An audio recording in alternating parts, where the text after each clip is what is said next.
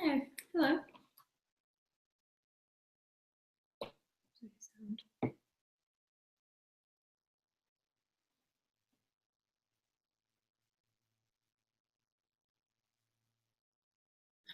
We can't hear you. Not muted, I mean. Can't hear you. Have you been eating something with a spoon? Have we been eating something with a spoon? Yes. I used a fork. I used a spoon. Sounded like a spoon, but it's a long way away. Okay, just checking. Good. Welcome back. Okay, so any questions left over from before?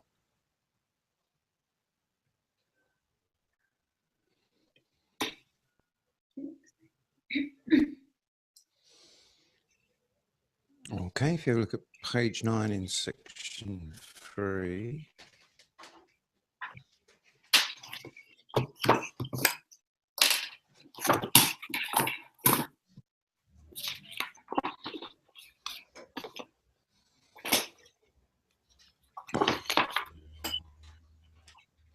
There's 3 aspects of a values level. Quite simply, you have the nervous system,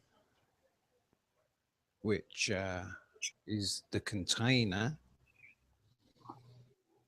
and then you have environmental conditions that affect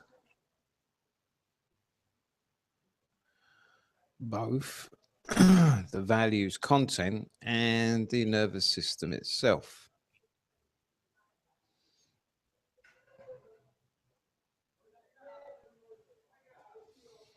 So your values can be variable from one environmental set of conditions to another.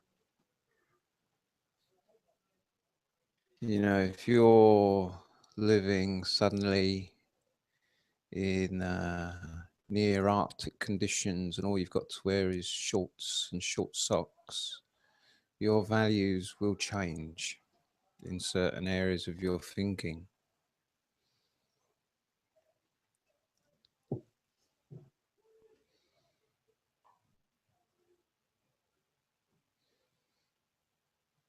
Similarly, if you're in a very, very, very, very hot environment and you're only allowed to drink once a day, your value systems will be highly affected.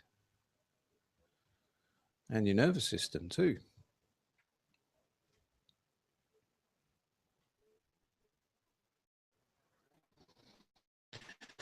And a meme, who's heard of memes?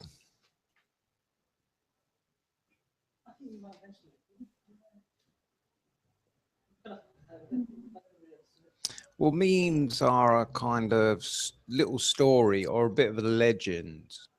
And a meme could be quickly passed around as a package of information, as a well, I only had a kind of quite a dirty one pop into my mind for some reason. There seems to be, so I'm told, this thing about women reporters on the TV at the moment. People run up to them and say, fuck your pussy, basically. And it's happened on, so I'm told, quite major shows. And it's happened now. First happened in England, and now it's happened in America. So big live companies have been broadcasting live and sort of turned to a sports fan, and then they've just said that into the mic, and so it's left the person quite shocked, understandably, because it's not what they're expecting.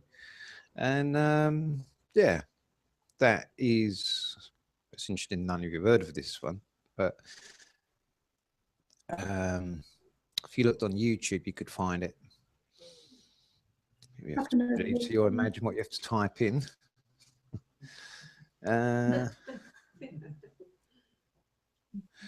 But yeah, there was recently, in reaction to this going on, a woman turned on the person who said it to her, and then while she's given, you know, some commentary about this game, she then starts attacking the people who kind of did this to her and saying, "Why are you doing this? You funny?" and all that. And of course, they say, "Yes, we think it's funny."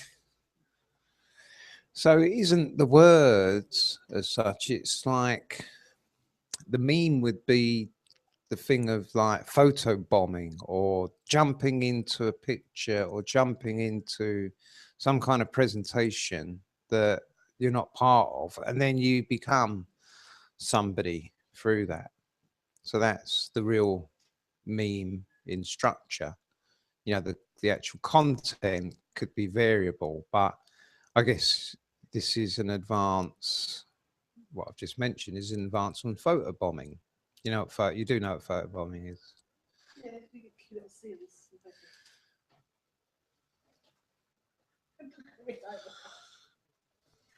I love the animal ones where you take a picture, and you're taking a picture, and suddenly just you snap a little seal puts its head in. You're not saying, oh, brilliant. Yeah, they are fun. Yeah, they're really funny. It's always cute animals. Because the animals obviously aren't meaning to do it. Yeah. As opposed to people that stand behind you make deliberately doing it. Yeah. But my dog does it. She's lovely. You take a picture of me from the website, and just as my husband took it, a little dog's head at something, and she's in the picture. And I love it because just that perfect moment is looking up, what are we doing? And she's just, yeah, lovely. Yes. So I'm just being given examples of animals photo bombing, which is new to me. But there you go. Yeah. So, but it could be a little phrase, but something which does then get caught up in kind of mythology, almost an urban legend, but actually urban legend would go against what a meme is, because a meme really would spread through many, many populations, whilst an urban legend by definition would be related to an urban area.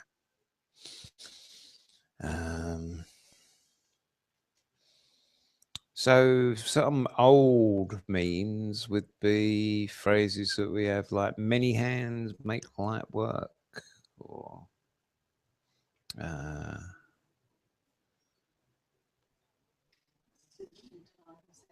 yeah, stitch in the bush saves you 1 in 9.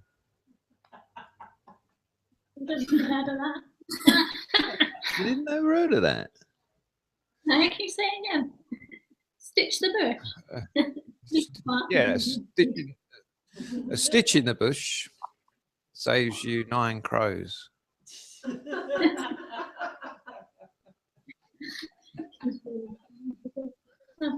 I haven't heard either of them separately. Just as a rolling stone gathers no sticks.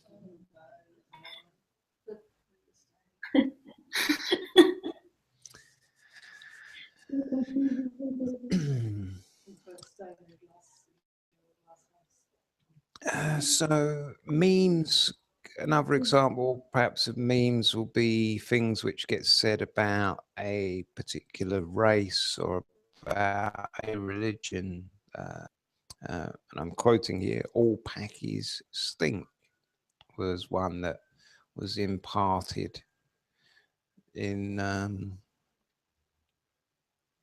late 60s, 70s when I heard of it. Well, no. There's not things like all French eat garlic or... No, a meme would be something that spreads around, and those are just examples of a meme. That doesn't mean that is a meme. as such. We'll define a meme as that. That's why I'm giving lots of examples. So a meme is something that spreads around. Yeah, yeah. Like the I suppose example is the 100 Monkeys story, I love that. which isn't true, Oh, that is funny. but it's a story that spread. Yeah, that once 100 monkeys learn a skill, then that skill actually can spread. Well, like the actual story was there was a monkey which one day went and washed a sweet potato in the ocean, and because of the added salt with this sweet potato, monkey went nuts over it and loved it. So other monkeys started to do it, started to wash their sweet potatoes in the seawater. And then apparently, so the mythology goes, once a certain amount of monkeys had learnt this on another island, and sometimes they say at exactly the same time, another load of monkeys started to do it. But actually, when you go back to the actual research data, that isn't true. So that was something which was taken and then has gone around the world. So it's become a meme, but a meme isn't necessarily a bit of information of something that becomes falsified. A meme is just simply something, a bit of information that travels around really quick.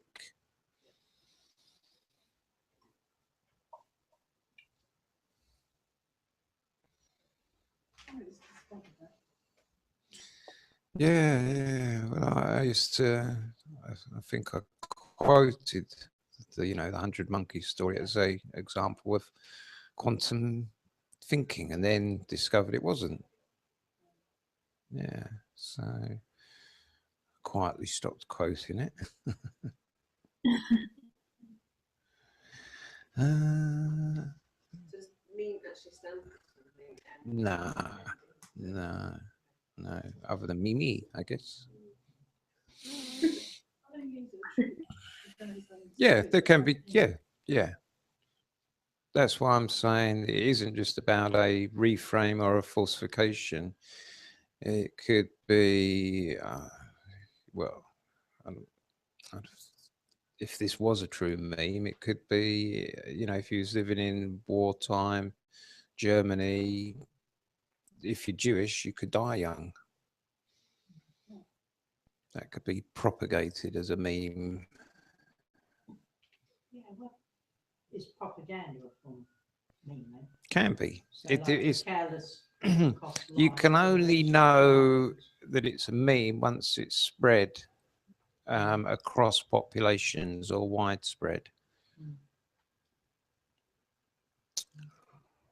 That's why I said, urban legend wouldn't quite fit to describe a meme, because a meme would be beyond just, because you could have an urban legend of, if you go into the cave on the coast, you'll meet a dragon, or you'll be eaten by a dragon.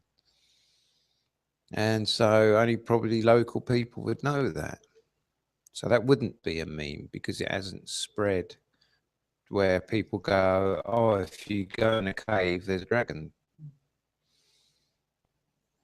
But if that was the case, that it was spread around, if you go in a cave, you get eaten by a dragon, then that would be a meme. So it's anything which gets spread around and spreads ideas and concepts, values, really. So values are an example of a meme. So the real common values will be things like comfort, warmth, security.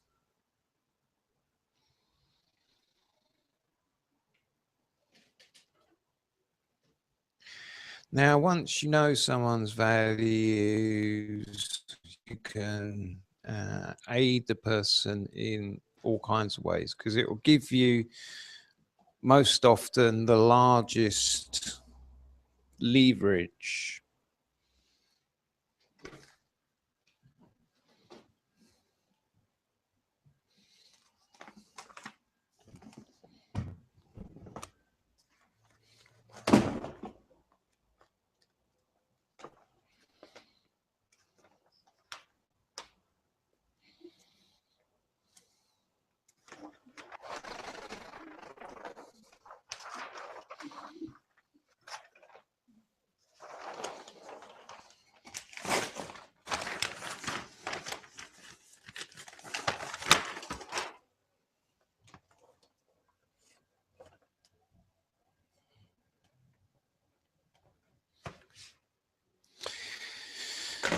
So if you think about the environment,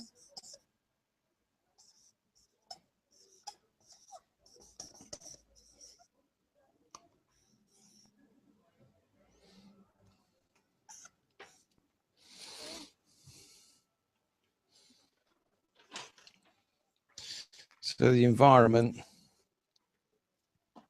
as a factor on how we think, feel, behave, and that will affect what behaviors we have, which will be dependent upon the skills we have, our capability,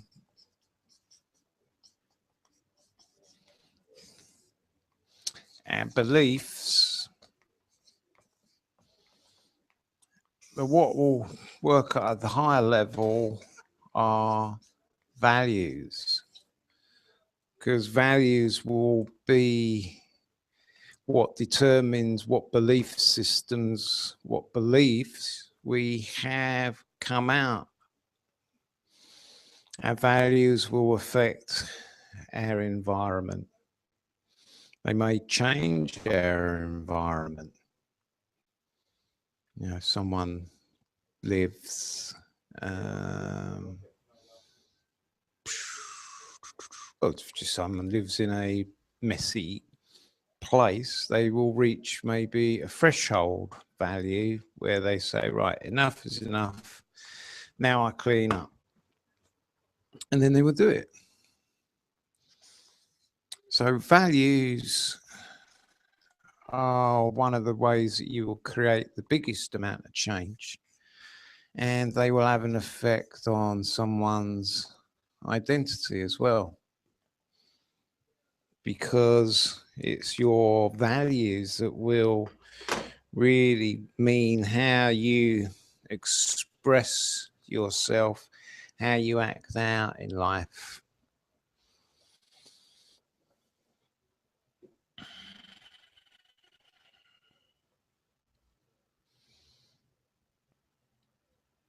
So it can give an explanation of behavior, because if certain values are being met, the person's life might be fine, everything going well. And then if one value is left unfulfilled, the person at a certain stage can begin to have a whole load of beliefs come into play that weren't there before. The beliefs were there, they were dormant, and then because a particular value has become more of a priority, then a whole load of belief systems can be activated. So in changing a value, you will almost certainly create new beliefs or activation of new beliefs, and the potential dying away of some old beliefs, as in use it or lose it.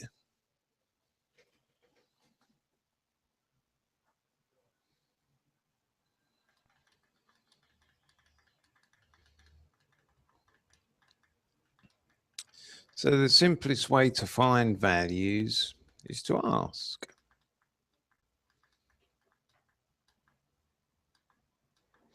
Now, in working as a life coach, this would be one of the predominant approaches to take, because from a life coaching perspective, you could say that mostly the person's skills, behaviors, environment are all tickety-boo. I haven't said those words in a long time. Tickety-boo, so glad I got them out.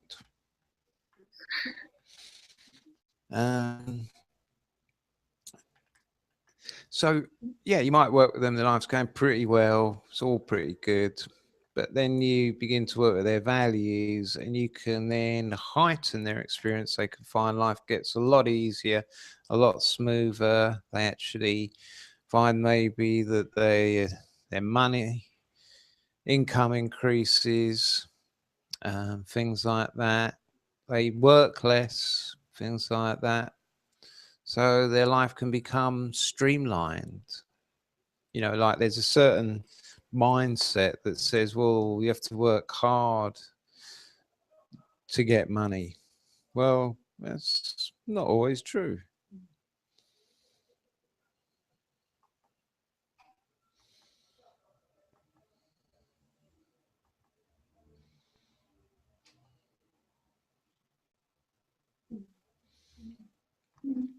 So in working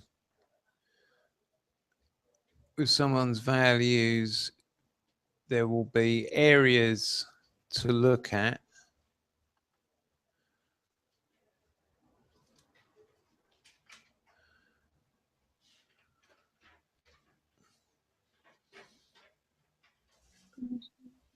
Such as career, relationships, family, health, fitness, personal growth, spirituality, which is often drawn as a wheel, because then you can draw them as a wheel and talk about the tickety-booness of somebody's life, the smoothness in someone's life, or the wonkiness. Because if their life, you know, with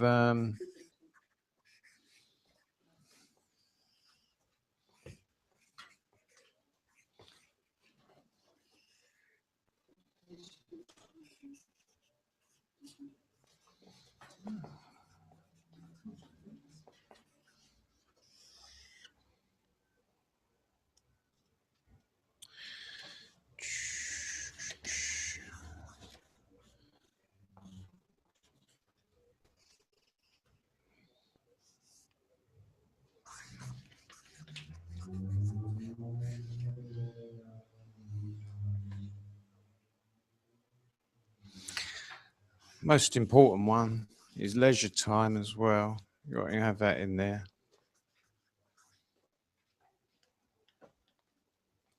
So there's different ways you can write it out, but I like to include leisure time because most people go, "What? What's that?" You know, people who come for life coaching, something like that, you know, they're normally so focused on career, work, personal development, that the idea of leisure time is, well, I might get some of that once every few weeks. But, you know, it's like if you're running a car, even if it's a Ferrari, if you got the foot to the floor on the accelerator in a Ferrari, it's not going to last you very long. So if you want to enjoy the ride in life, you sometimes need to take your foot off the throttle or the accelerator with Essex. Accelerator.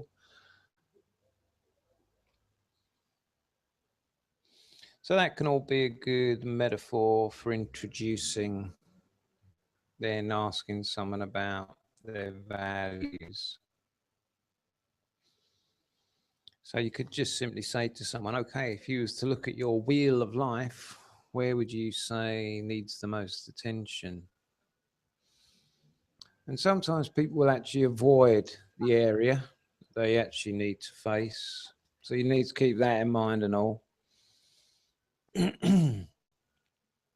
that's weird because I've just drawn this and I've wrote 2 of them in twice and I've avoided spirituality. Why? It's odd. Good God. No, I said it's odd. And I said, good God. I have personal growth in twice.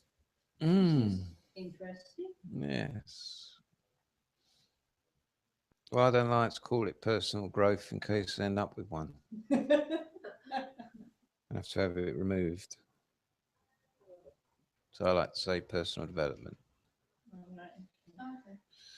Just a personal preference after.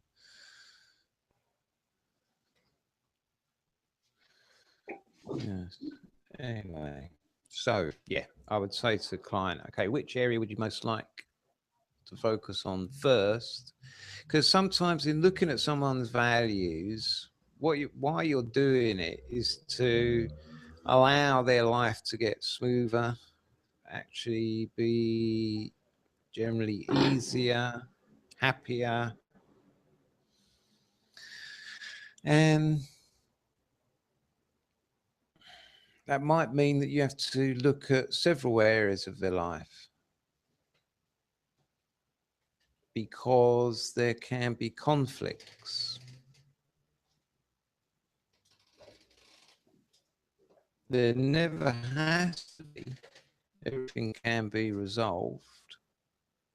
But to begin with, the person might experience conflicts. And that would be something you would deal with values again, sorting out the values. So you need to find out what they are to begin with. And you simply ask the question, so what's important to you about? And then you would just say the area that you're focused on. So you got this on page 17.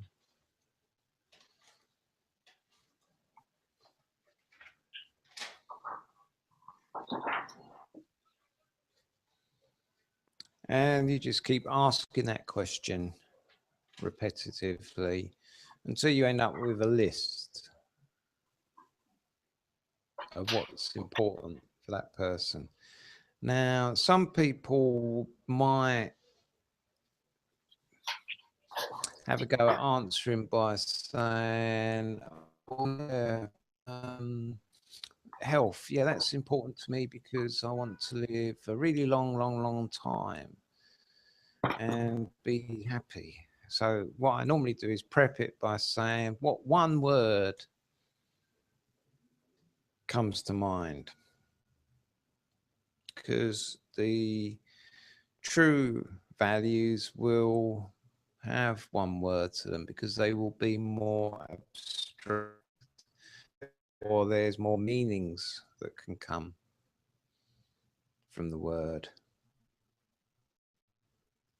Because if someone has the value of, say, security, you know, there's lots and lots of meanings that word has.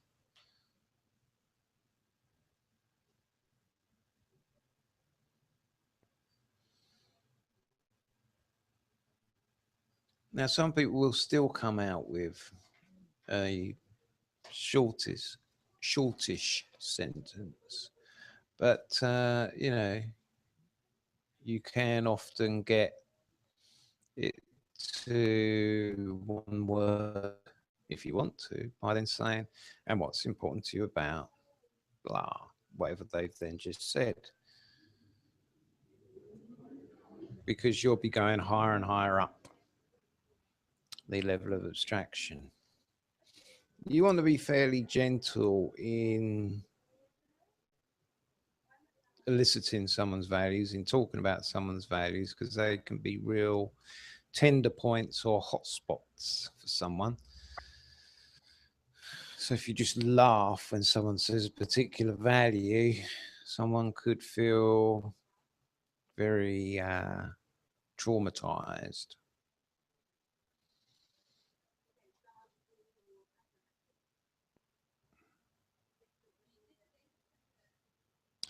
So I'll aim to keep asking until the person's pretty much run out of words. Now, this might be the second time they run out of words, as in when you first start asking a question, after someone's done maybe 3 or 4, they go, oh yeah, I can't think of any more. And that would be a good point to say, and if you could think of any more, what would you say?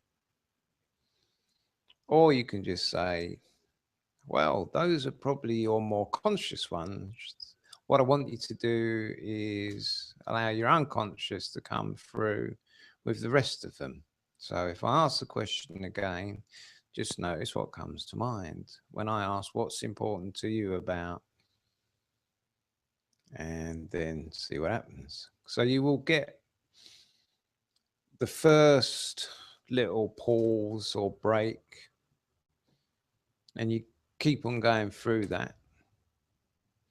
And then keep going until the person seems to have run out of words. So someone might list anything between 8 and 18 things as their values. Overall, of all the areas. No, one area.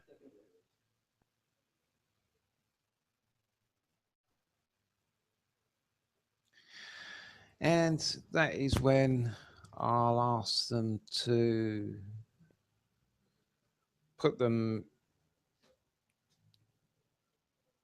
aside for a moment and ask them then, so can you remember a time when you was really into, so say if I'm dealing with career, maybe someone's come for life coaching because they're, a bit disappointed in their job, feeling that they could be doing better, they could be happier, they could be just getting more from what they're doing. So I would then say, so can you remember a time when you were really motivated in the area of career? Can you remember a time when you was really, really into career? Not the place with a K. And they might then tell you a little bit of a story. What I want to get to is a feeling word. And it'll probably be it's either going to be a K positive or a K minus. It's either going to be a kinesthetic positively phrased word or a kinesthetic negatively phrased word. So as an example, if I say to someone, well, can you remember a time when you're motivated in the area of career? And they say, yeah, I had this fantastic job. And I'd say, okay, so as you were getting that job, what was it that was happening for you? And then they would say, yeah, well, I was sick of the old job, completely sick and fed up with the old job. I'd say, okay. I'd actually write down what they answer pretty much, but in shorthand. So I'd have just written down now, sick and fed up. And yeah, just keep asking. So around that time, as you was just leaving the old job, what was you feeling then? And they might then say excitement. And I want to then decide what is the last feeling that really gets them motivated. Because there will be, in a motivation strategy, probably 2, 3, maybe even 4 emotions that the person goes through before they actually get to take action. So if you think about your chaining anchors, in a sense, that's what I'm talking about. A set of emotions or states that the person runs through to get them to the point where they are, in a new job. So that's what I'm looking for. Secondly, after listing the values, I want to know what got them motivated.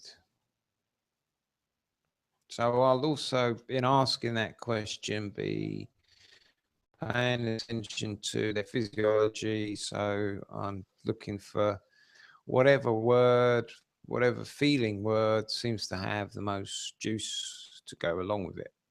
The one that they might be the most pumped up around, or whatever just seems to be the most expressive or powerful.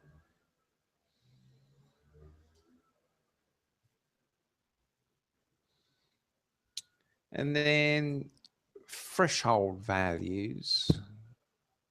Whenever someone, well, we talk about it as sometimes the straw that broke the camel's back, which when you really think about it, I have no idea what that meant. I just imagine a McDonald's straw coming down the camel's back, and eventually the camel's legs went, all over the place. Poor thing. Anyway, so people will have a threshold for what will either make them leave or what will make them stay, and then a threshold of what will then make them return after they've left. So this can happen in a relationship. Someone might say, well, if they cheated on me, that's it, I'd leave.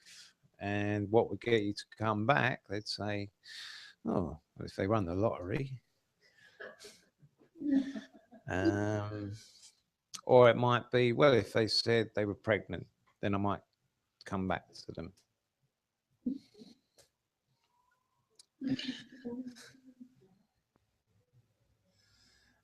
So yeah, these are what you're looking for. So in work, someone could have the value, the threshold value to get them to leave. They'd say, well, the job was really boring and repetitive, I would just leave. I wouldn't be able to stand anymore. So repetition, boredom being threshold values. And then what would get you to come back? If you knew you was going back, what would have to be present for you to go back to that same job? Plus, I'd show them all the values they've written down. So I'd say, if all of these were being met, what else would you need? And they might just say, well, I'd need daily excitement or weekly excitement, whatever it is.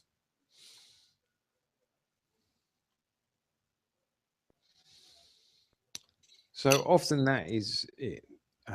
There are the ways that it's written down here, but the way I've said it is the most common way that I do this process, and I find that gets me the results. So yeah, you've got the general outline principles there. And then the next stage would be to put the values in order. Some people go, oh, I can't stand putting numbers on here, then say, okay, do ABC.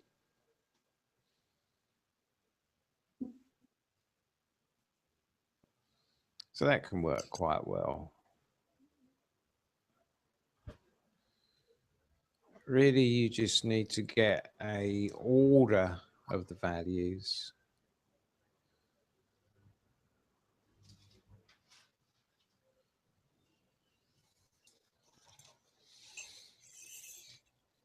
And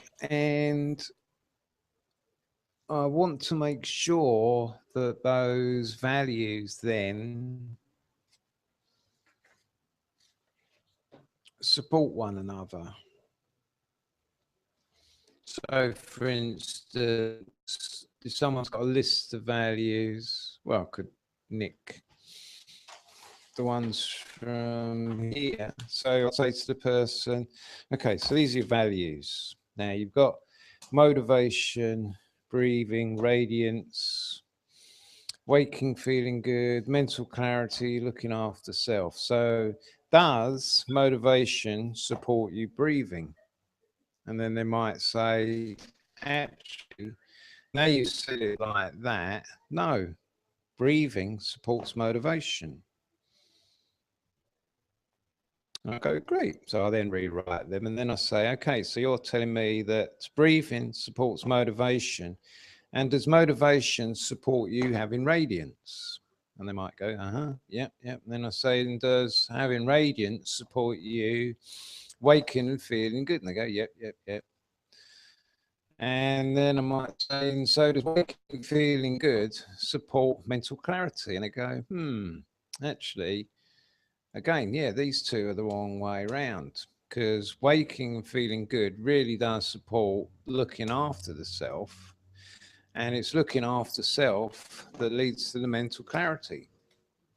So they just pretty much explain them to you. You haven't always got to know the ins and outs, the nitty gritty, the real detail of their values. You just accept that they know them because they've probably been using them for 30 years or longer.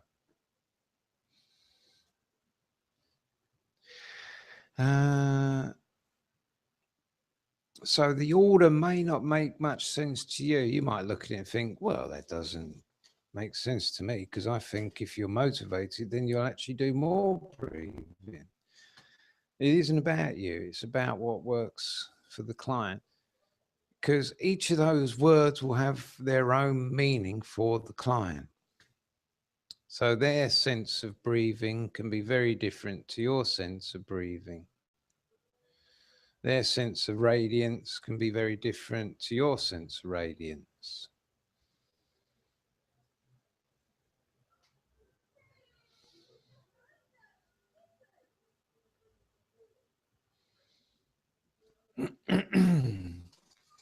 Okay, any questions at this stage?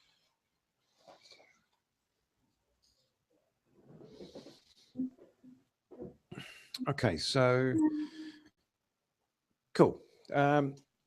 Step 6, it says optional. You elicit the complex equivalences.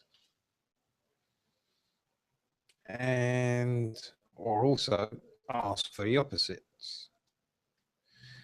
I've never gotten around to asking for the opposites, as far as I can remember. But I have gone through eliciting complex equivalencies, and I think I've got a lot of patience, but that was testing my patience.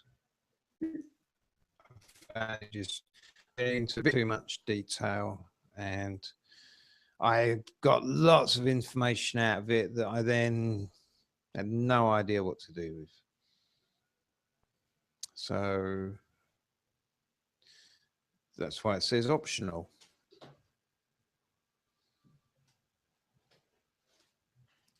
It can be useful if you want to use the values with the client as a way of motivating them, as a way of using leverage. So if you find out that they very much respond to the word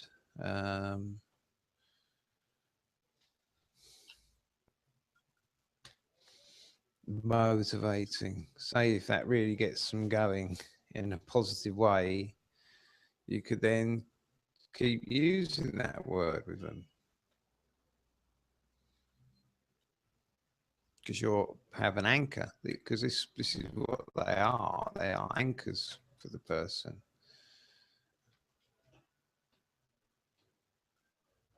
And in listing complex equivalences, you will find out beliefs that are connected with values. But to me, if you are changing someone's values around, you will be changing a lot of their belief systems around. So I don't need to know loads of belief systems. To me, it was a bit like, well, if I'm going to pull a tree out from the ground, do I need to know every strand of its root structure? Or do I just need to know that I've got the tap, as it's called? Because if you've got that main root, then you can pull the tree out and it won't grow back.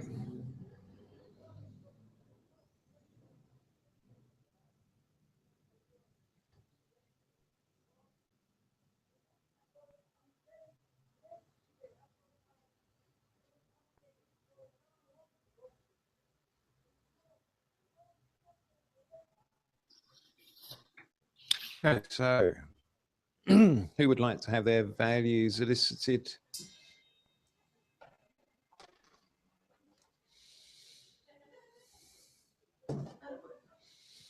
Cool. Well, we're only going to do one lot.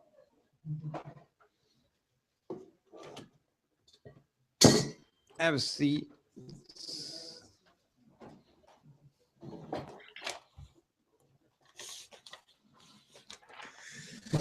So, okay. Yep, it went down a bit more. Yeah. I can lean on that. All right then.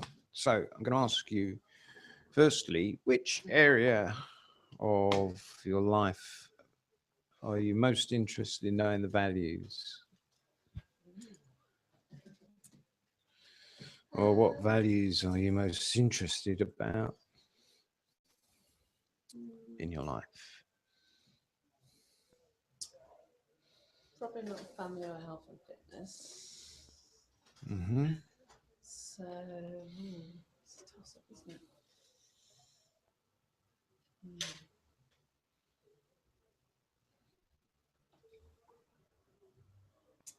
Choose one. For now, yeah. now. For now. Let's go for career one.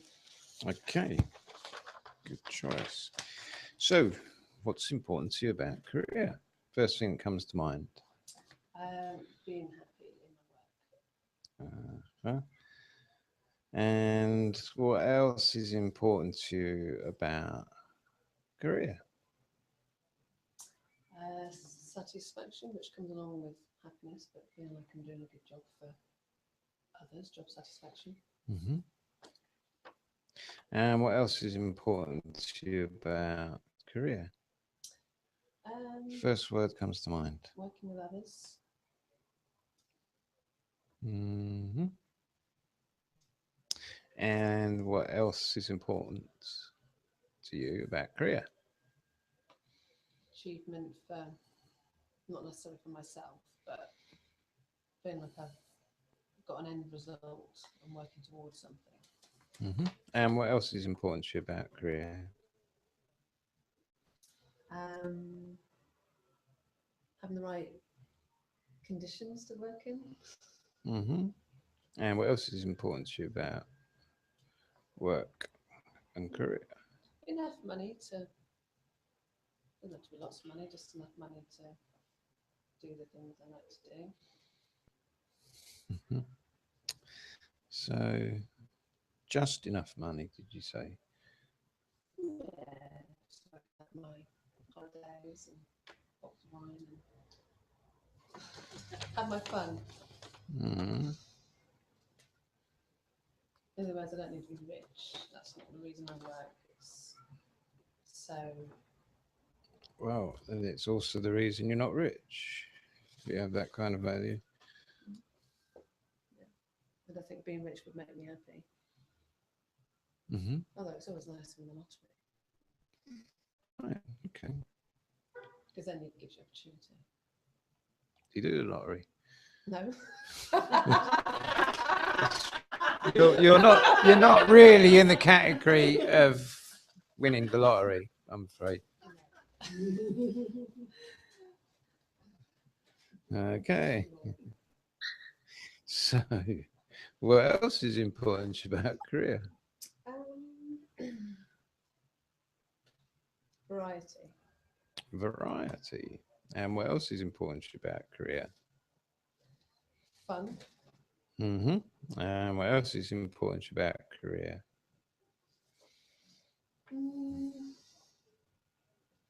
This goes with the conditions to work in, is that, you know, I can have my time off, my holidays and things like that, because that's also important to me.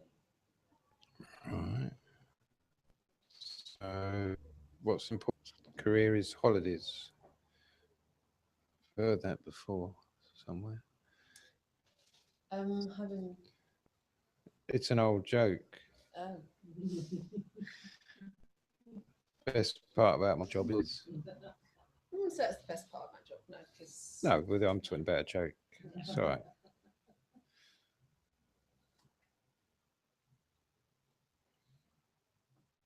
And what else is important to you about career?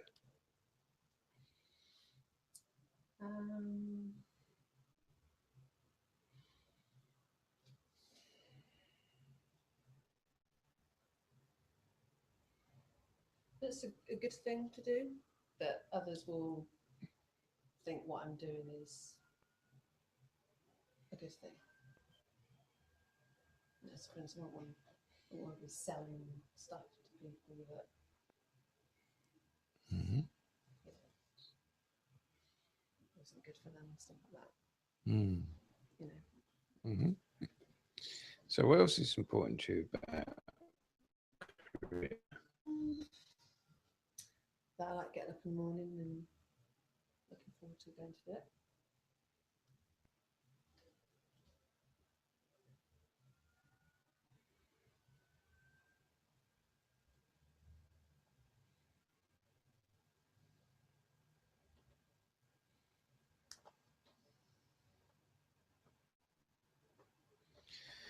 And what else is important to you about career?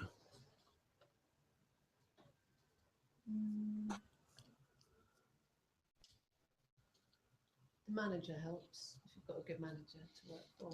Mm-hmm. So, what's the value for you in that? What's the value?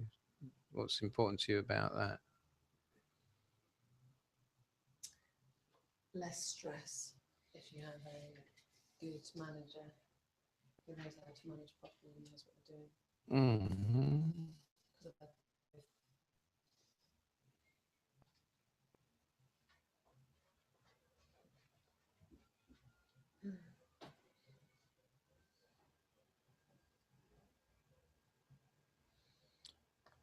Okay. So, what would what motivated you to get this get this job. career? Yeah. Guide dogs and thinking of. Always wanted it. Knew that it would suit me in terms of making me happy, because I knew whatever happened, I'd always love dogs. And even if I was having an off day, I know that when I get to work, the dog will be so pleased to see me that it'll always make me happy. Mm-hmm. Being outside, helping people. variety of it all. So with this one particular career that you have, what motivated you? Initially, right at the start, Yeah, working with dogs, right at the start. Yeah. Working with dogs. wanting to work Uh-huh. with dogs. And what was you doing before that? Before I was working with dogs. Yeah. I had gone down the route of the police force. Told me. Yeah. Oh, okay. Yeah. So I joined the police force. Mm. Did that for a couple of years, and then had to be 21 to join guide dogs. So I left the police at 19. So I had a couple of years to kill. So I went off and did various bits and pieces and a bit of travelling.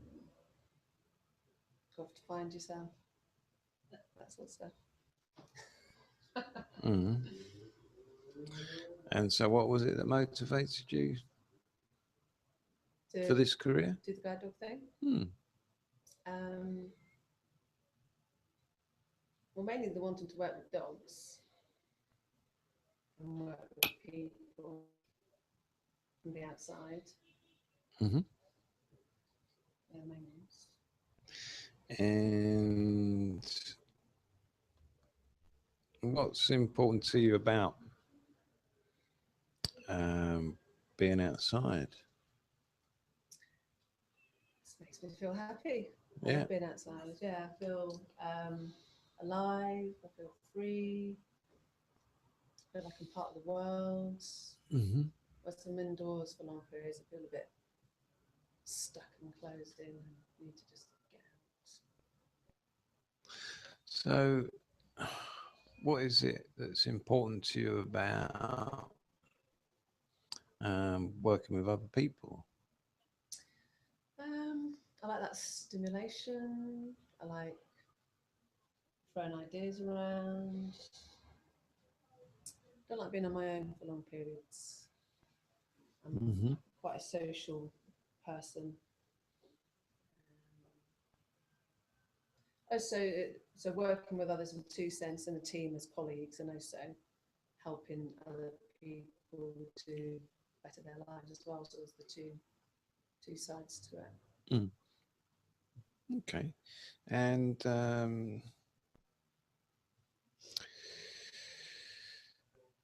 what's important to you about being happy?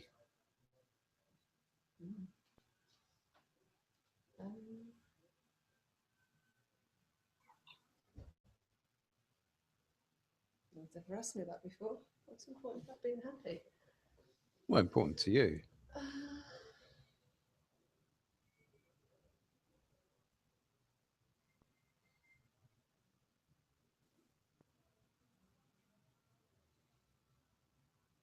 Feels good. Mm-hmm. Yeah. Okay.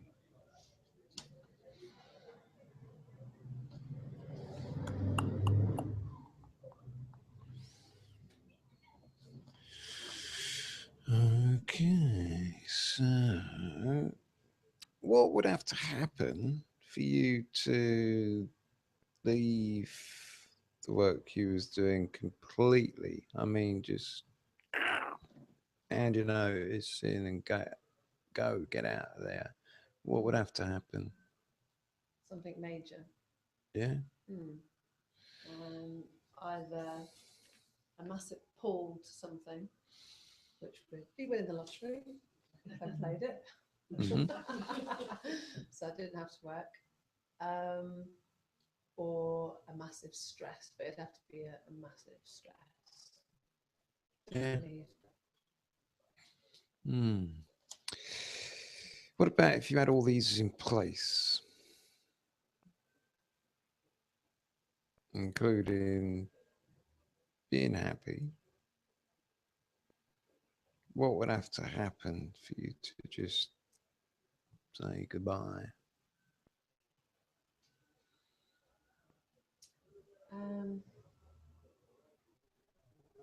I'd decide that working wasn't for me anymore. There was something higher, another reason for being on this planet that I'd have to pursue. Mm-hmm.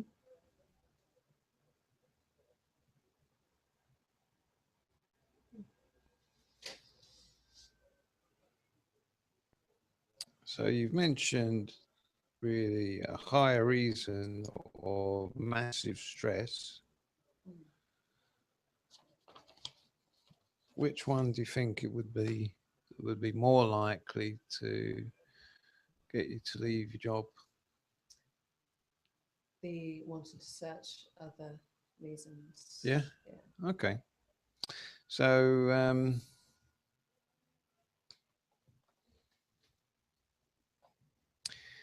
if you had that ability to search and you had all these values, what would lead you to come back to that career? What would have to be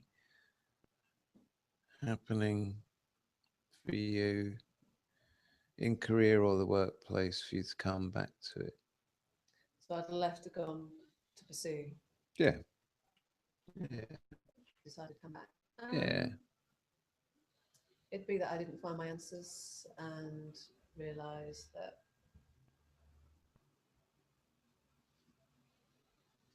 there was, I wouldn't say that was wrong, but just that, yeah, I didn't find the answers and it seemed pointless and something dragged me back to reality. Yeah, well, if you'd gone off somewhere though, you'd have choice of maybe hundreds of different jobs. So what would it have to be that would take you back to that one? This one. Yeah. I think once I've made my decision to leave, that would be it, really. Then we're going to come back. So if you was to come back, what would it be that would What lead would to it be? you coming back? Because that's what we're looking for. Because you're right, you know, if you'd left, then yeah. It'd probably be a chance meeting with either a client, a dog, something that just Chance meeting with a dog. But Oh, there's Freddie. Freddie. Come here, boy. Yeah, I really want to go back and work with dogs again. I miss them, and Mm-hmm. and it would just be that pull. It would have to be that pull on the heartstrings. Mm. Yeah, well, yeah. Little German Shepherd comes up and says, "Please come back."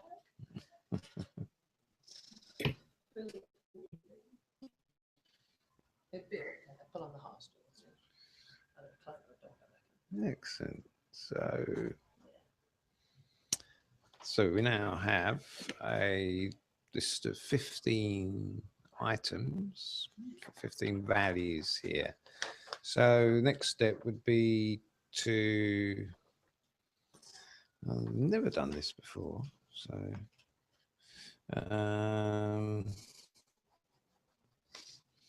ignore that.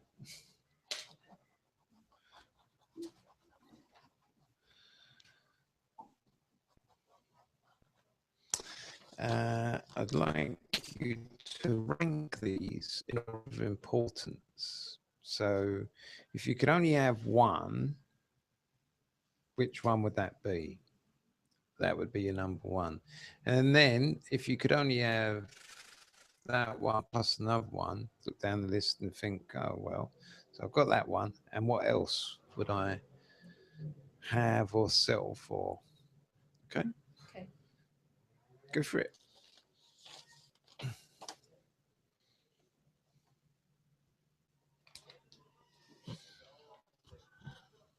Well, they're sort of the same, so I'll just cross that one off. With the same as well. Being happy in my work and being Okay. happy is number one.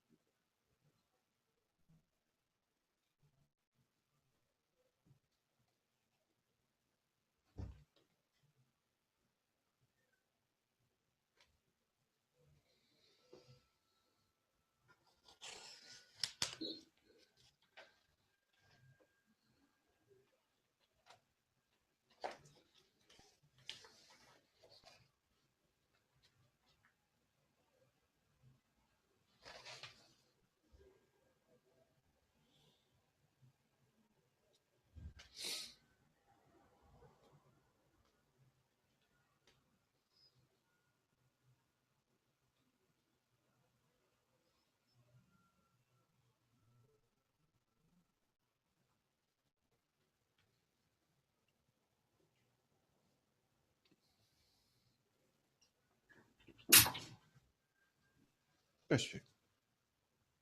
Again, there's a few that were sort of close in terms of ranking, but Good. Okay. So I now have a list. So what I then do is rewrite them.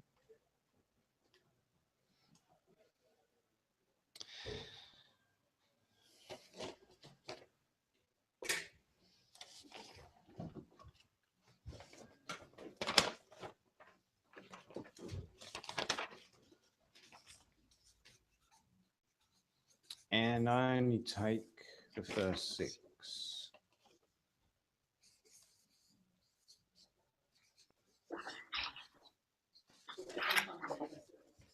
Yep.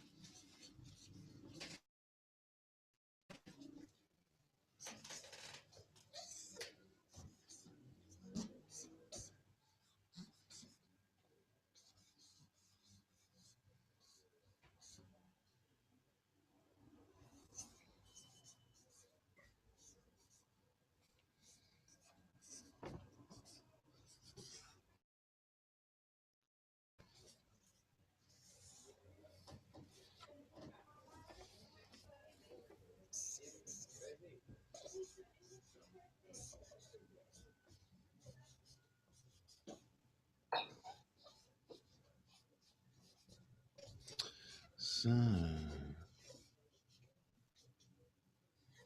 there we are. Career values. Number 1, being happy in my work. Number 2, fun. Number 3, like doing it. Number 4, higher reason. 5, pull on heartstrings. And number 6, working with others. So if I hadn't have asked about the threshold values, they wouldn't have been there. And they are both in the first 6. And the first 6 are taken because they're said to be the most highly motivating. Others will have an aspect of motivation to them, but you're going to get the highest amount of motivation in the first few. The importance being as well, like, say if someone came to me and they said that they want to earn more money in their work and they haven't got money here, I would say, well, that's why you're not earning more money, because you haven't got money in your top 6. So if you want to earn good money, have money in at least the top 6. If you want to have money at, say, number 2, you'll probably become incredibly money obsessed and other people will dislike you, because you'll probably talk about money, talk about ways to make money, ask other people how they make money, talk to other people about money a lot, and just, yeah. So if someone has money at number 1, they are normally a complete pain in the backside to be around, because that's all they care about and all they will be interested.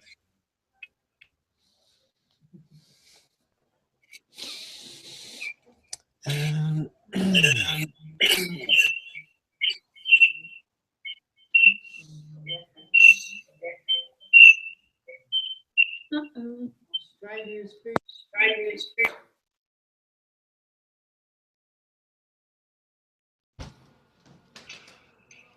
Well, Any questions before? Turn this off so you can do an exercise. Okay, so get into groups and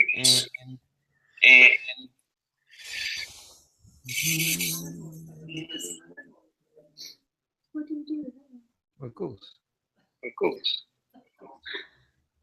And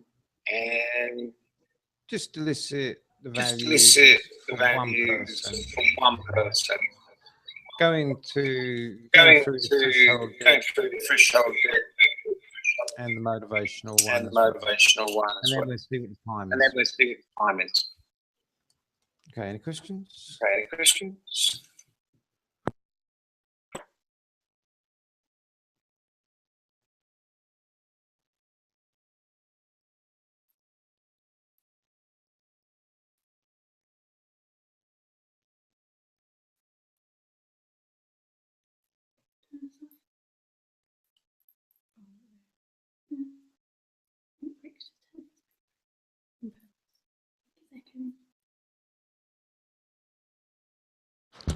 Okay, Leanne, so I'm going to say 15 minutes because I've turned this off because it's got this horrible echo. Hopefully this will cure it. See you in 15. 15. Okay. Bye.